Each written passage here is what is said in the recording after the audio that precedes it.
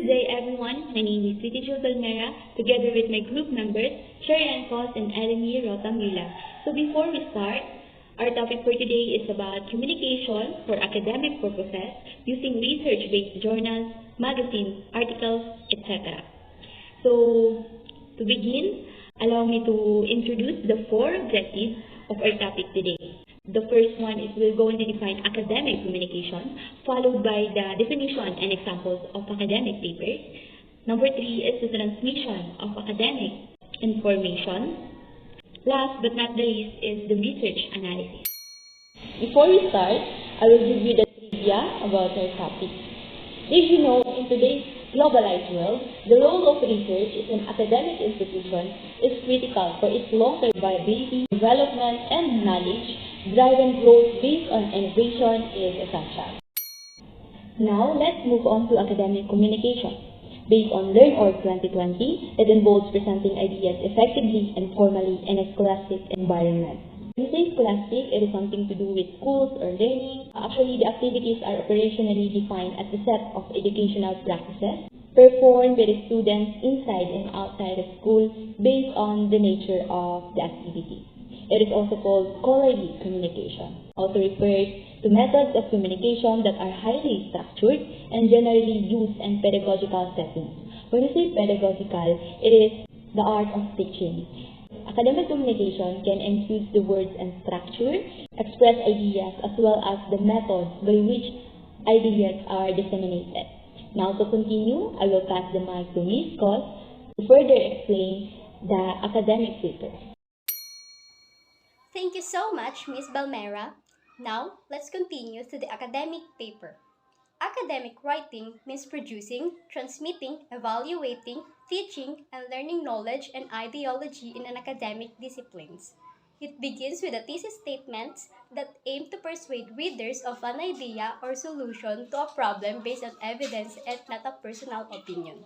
Here are the procedures on arriving at an academic paper.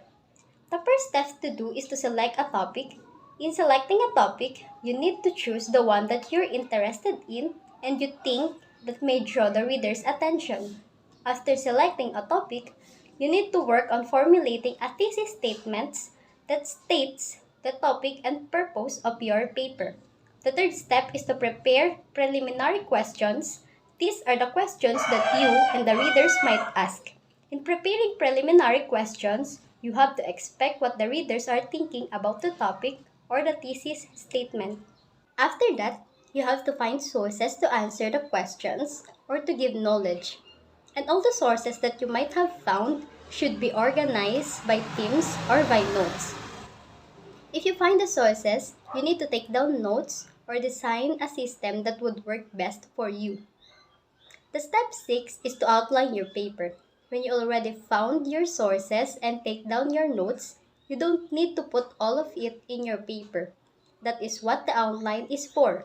You only have to choose what's best for your topic. In short, outlining serves as your guide. Next, drop your paper when you already have something to follow, and then revise and edit. And lastly, check documentations. This is where you put the citations or references you used in your study. Now, I will pass the mic to Ms. Rotamula. Thank you, Ms. Cos, and now let's continue the example. Research this thematic investigation into study of materials and source to establish fact and reach new conclusion. Textbook. A book uses standard to work from the study of a particular subject. Presentation.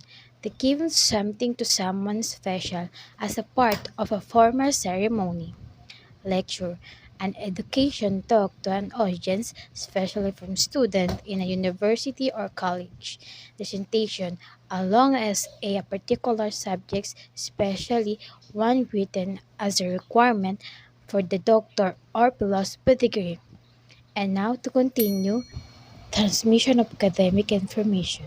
You can find academic information disseminated in such place as scientific journals, newsgroup, online course management system, and research library. In this case, academic communication refers to the method in which ideas are distributed among scholar students.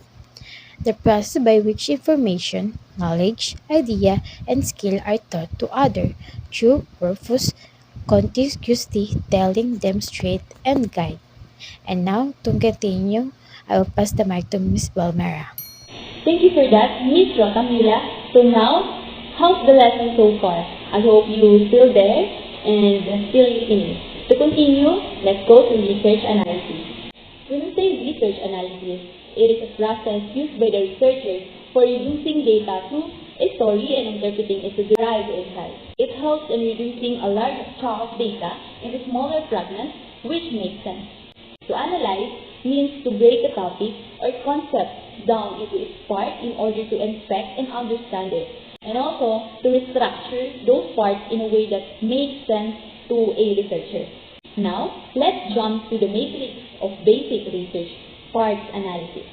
This will help you gather relevant information or details that will be used in justifying your purpose. It's a systematic way of ensuring that everything is well addressed or covered fully. Now, we're down to the questions can help to create research analysis. The first one is, what is the research problem presented? So here, a research problem is a statement about an area of concern, a condition to be improved, a difficulty to be eliminated, or a troubling question that exists in a scholarly literature. For question number 2, what is the theory used to support this problem? Here, a theory can help researchers make predictions about the phenomena they are setting out to study.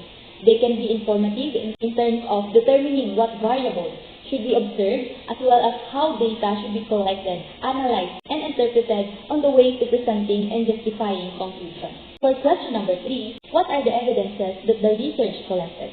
So here, evidence consists of facts, maybe it is actual or asserted, which is intended for use to support of a conclusion. Research evidence is the facts that have been systematically collected using explicit methods. For question number 4, what are the presented research results? So here, the method section should be described procedures used in testing the study hypothesis. The results section is a summary of the experimental outcome of the study. For question number 5, what is the conclusion in the research? So here, the conclusion is intended to help the readers understand why your research should matter to them after they have finished reading the paper. Question number 6, what is the decision? Research decisions require an assessment of the expected potential value of future research before the actual results that will be reported. So question number 7, the last one, what is the reference in APA format? So APA in-text citation consists of the author's last name and the year of publication, also known as the author date system. When sources are cited, the same way each time and the paper is written in a uniform format. It gives a better flow and helps keep the focus on the content of the paper. Example of research analysis under the 7 questions will be given by Ms. Cobb. Thank you so much, Ms. Balmera. And now, let's continue with our second topic that have been a global concern since 2019. This study was created by Song Chang-won with the title Effects of COVID-19 on College Students' Mental Health in the United States, Interview, Survey Study, that discusses the impact of COVID-19 on the mental health of the college students. In analyzing the research paper made by Song Chang-won, here are the questions that we need to answer. Question 1. What is the research problem presented?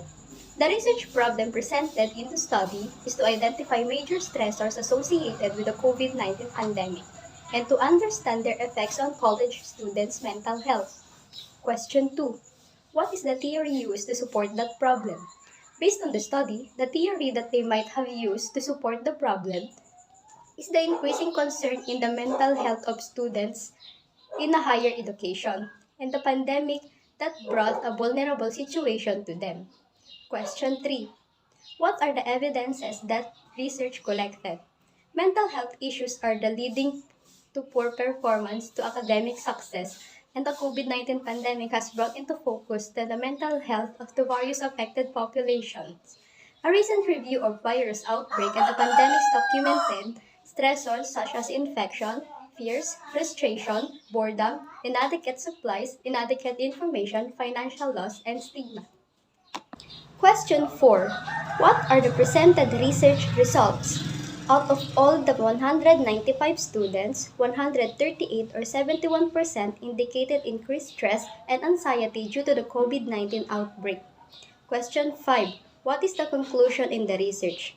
The conclusion, the COVID-19 pandemic brings negative impacts on higher education due to the long-lasting pandemic situations, measures such as lockdown and stay-at-home orders. Question 6. What is the decision? The decision made in the study is to highlight the urgent need to develop interventions and preventive strategies to address the mental health of the college students. Question 7. What is the reference? The reference used for the study are Unker K. 2007 Handbook on Supported Education, providing services for students with psychiatric disabilities. Brooke S. K., Webster R. K., Smith L. E., and Woodland L. 2008 Psychology. Now, I will pass the mic to Ms. Rotamula. And let's continue the internet communication. The internet has ensured that people can communicate with each other in an easy and expensive way. No matter where in the world they are, people can explore and share ideas and maintain social connection and network. The widespread use of the internet has greatly affected academic communication and has caused both advance and complication in academic discourse. Thank you, Ms. Rotamula.